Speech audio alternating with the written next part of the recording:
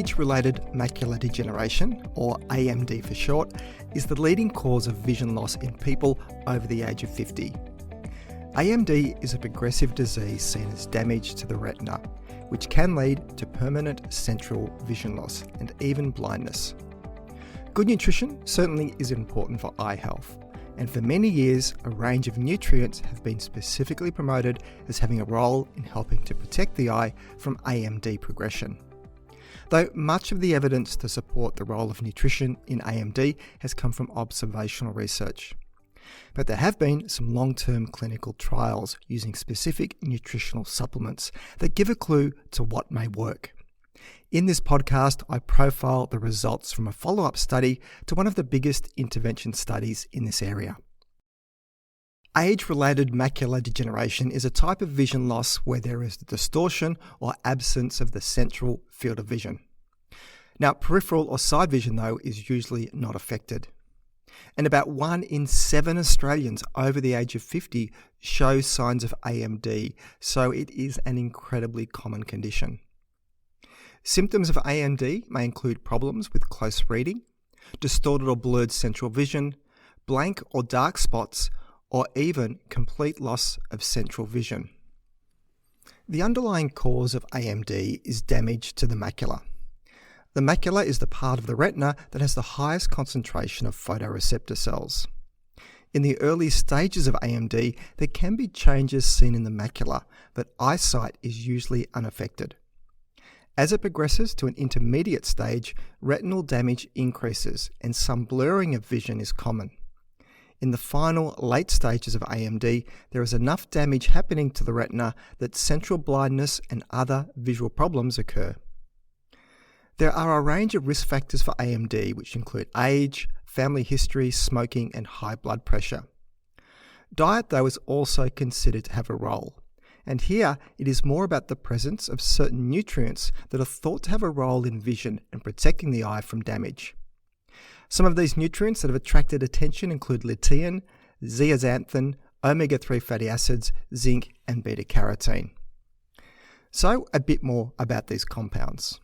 First, there is lutein and zeaxanthin, which belong to the vitamin A carotenoid family and are the main dietary carotenoids found in the human retina.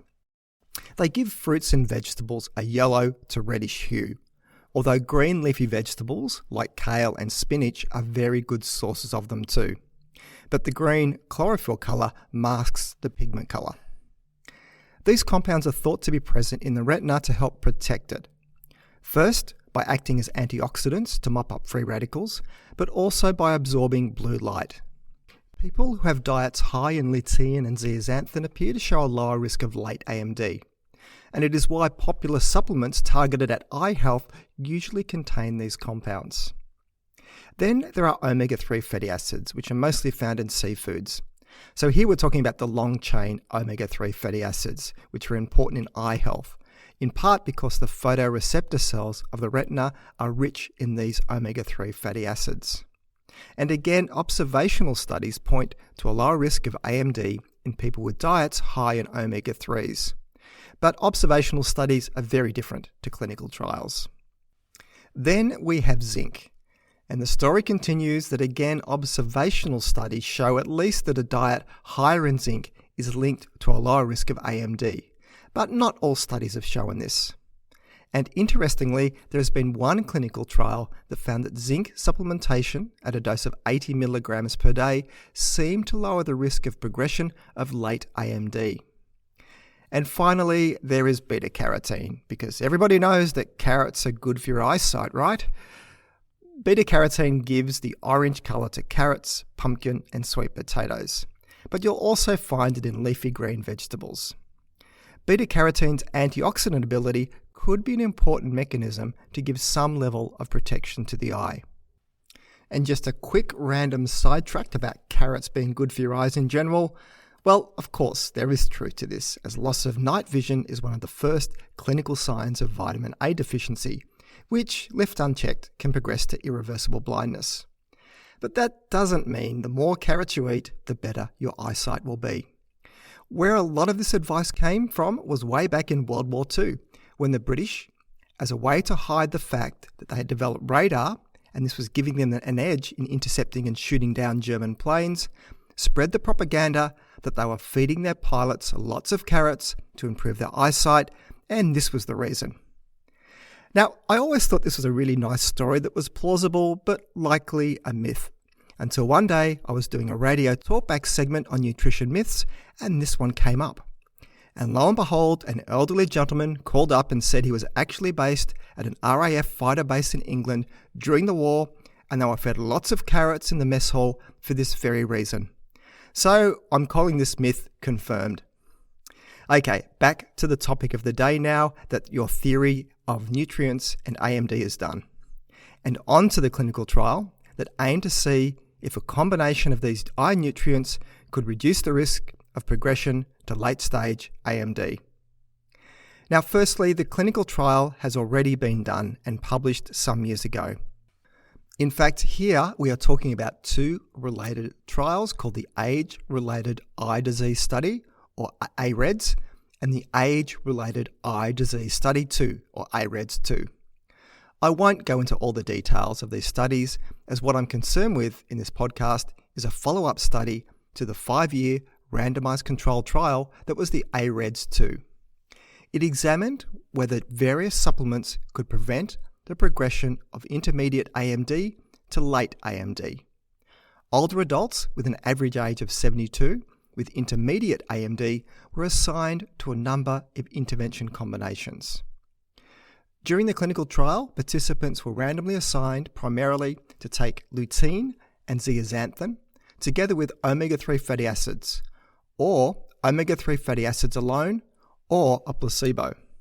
Then there was a second level of randomization that some of the participants underwent, where they were randomly allocated to take beta-carotene or a placebo, along with a low or high dose of zinc. I know, there's a lot going on here, as it meant there were 16 different and distinct groups to compare. At the end of the initial 5-year clinical trial, the participants were followed up every 6 months for another 5 years. This was the observational part of the study, which was done to assess progression to late AMD as well as monitoring the incidence of lung cancer. And I'll speak shortly about why they were interested in lung cancer. So let's get into the results, as that's what matters today. The combination of lutein plus zeaxanthin, the two nutrients that have the closest link to eye health, reduced the risk of progression to late-stage AMD by 9%, compared to people who didn't take them, but they may have taken some other nutrients.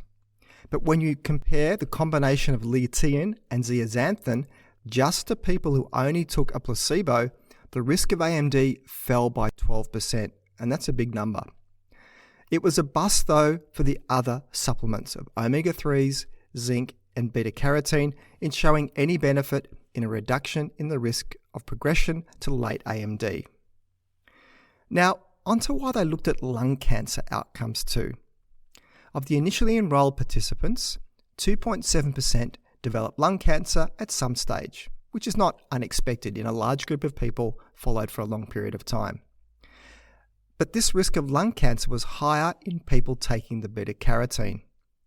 This is not the first time this has been seen, as several studies have found links between beta-carotene supplementation and the risk of lung cancer.